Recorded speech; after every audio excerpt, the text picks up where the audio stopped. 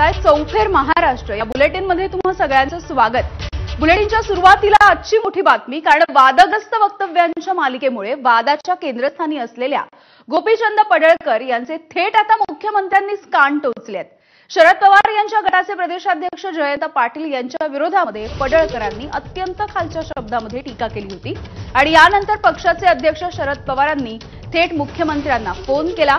पडळकरांनी गलिच्छ पद्धतीने टीका केल्याचं सांगत नाराजी सुद्धा व्यक्त केली आहे। यानंतर खुद्द मुख्यमंत्र्यांनी पडळकरांना फोन केला आणि समज दिली।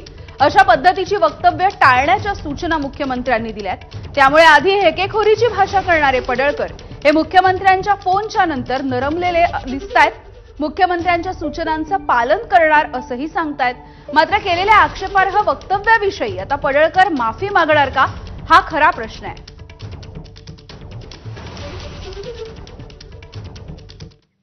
दरम्यान गोपीचंद पडळकरांनी मुख्यमंत्र्यांच्या फोन नंतर कशा पद्धतीने नरमाईची भूमिका घेतली आहे बघूयात।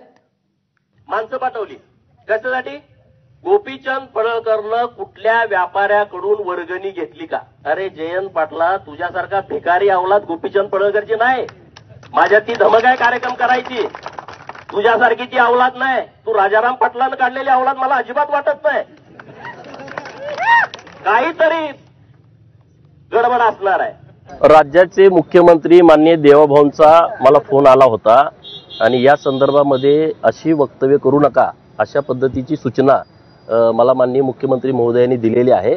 मी त्यांच्या सूचनेचं पालन करेन।